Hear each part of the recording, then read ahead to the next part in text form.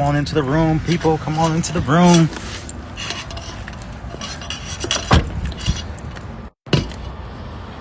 For those of you who don't know who I am, my name is Corey. I'm a leadership mentor and supporter of dads everywhere, far and wide, all over the globe. And I just want to jump on briefly as people come into the room. If you get a chance, hashtag replay this, of course. I wanted to come into the room briefly. Hey, coming into the room briefly because I put a post up earlier today, a little while ago, and I just wanted to comment on that, just encouraging the bros. So if you get the opportunity, share this out, hit hashtag replay, let me know if you catch this at a later date. But I am at counseling. I'm going to check out and see my counselor. And I have a meeting tonight. I got a lot going on. I got an online meeting, going to check out my counselor, you name it. Hey, get Advantage Point. Share this out with a few people. I'm just jumping on briefly for about 10 minutes just to connect and encourage the bros. But again, you may have a man in your life. Of course, you have a man in your life. People may have men in their life, and so they need to hear this. So I put up a post earlier today, and it said you need counseling. And it has something to the effect of like, everyone doesn't have all the answers. You need healing. And that goes especially for the men. I will say that I was introduced to counseling right as I got married, and then actually being married and jumping into a few marital, relationship problems. I think for us as men, one of the things that we struggle with is ego. Hey, sophisticated sis. One of the things that we struggle with as men is ego. And we're problem solvers. We're problem fixers. That's just how our DNA is, how we've been designed. So I guess in that, needing counseling to just help talk through some of the early relationship problems in my marriage. So for me, I definitely would say pride definitely was there. Pride was in the way. It challenged me to not want to go, because for men, a lot of times what you'll hear, and I've heard this so often, it's like, I don't want to go tell no stranger my problems. But the key thing about it is, it's like, I hate that stigma in the Black community and how we especially as men, we try to shoulder and take on so much. When a lot of times, we are broken, or we don't have all the answers, or we just need to troubleshoot through some things. So for me, taking that very first step, and I remember it like it was yesterday, going into this low old building, going up to like the third floor to go see our counselor. She was a person of color, so that made that ultimately, initially for me, just kind of put my guard down. But just seeing the way that she wasn't trying to take sides, but really just trying to help us talk through, some of the issues that we had, like, it was totally dope. It just really gave me an opportunity to have a voice and not have to be in a yelling match or a screaming match, and just be sitting there with a neutral party to try to help us both see each side of the equation.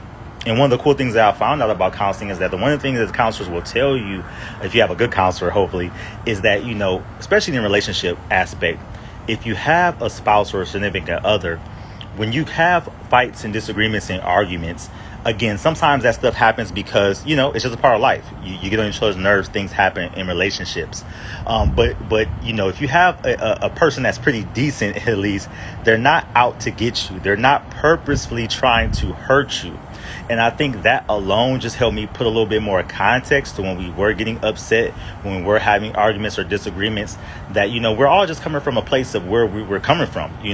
I'm trying to, be right as I can. They may be trying to be as right as they can, but we're not out to ultimately try to purposely just hurt each other for the sake of hurting each other.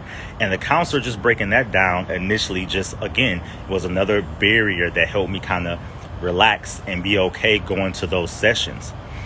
So that was right when I first got married, back in like maybe 2008, 2009, a couple years after we got married. We first were introduced to counseling.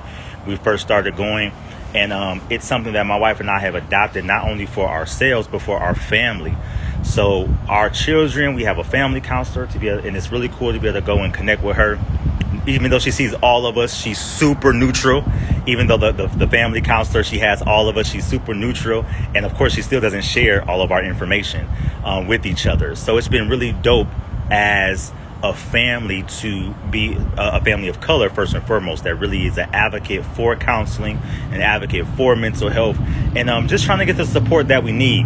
My daughter, she actually is going in first, so my one of my kids, they're going to see the counselor, and I'll go and check in right after her. But I have a meeting I've got to jump on in the next 8 minutes, so I'm definitely going to be there and be on time. Ramaya, what's up, bro? But just jumping in real quick, just encouraging the bros and encouraging people who may have men in their life to share this out, so that men don't feel like they can't get the help and support that we often sometimes need, because we are shouldering a lot when it comes to balancing our family, being the head of our households, trying to just navigate life and everything that is put on our shoulders as men. And I think for the most part we do a good job by just gritting our teeth and bearing it.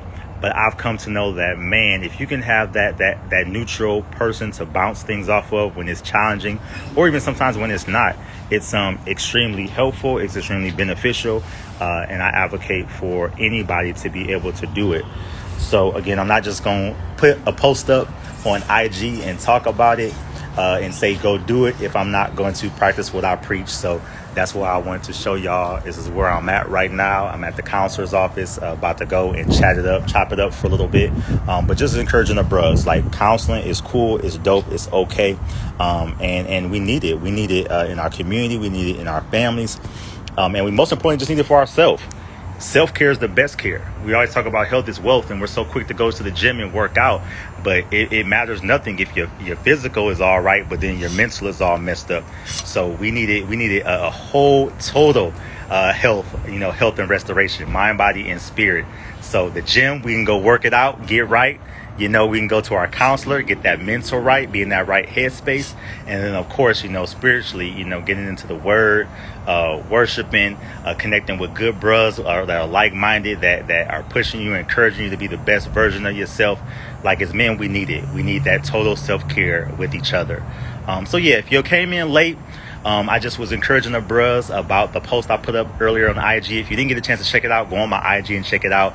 But it simply just says you need counseling. And I'm here at my counselor's office right now, about to go tap in and chop it up. But just wanted to encourage the community, encourage the bros that you're not going through this alone.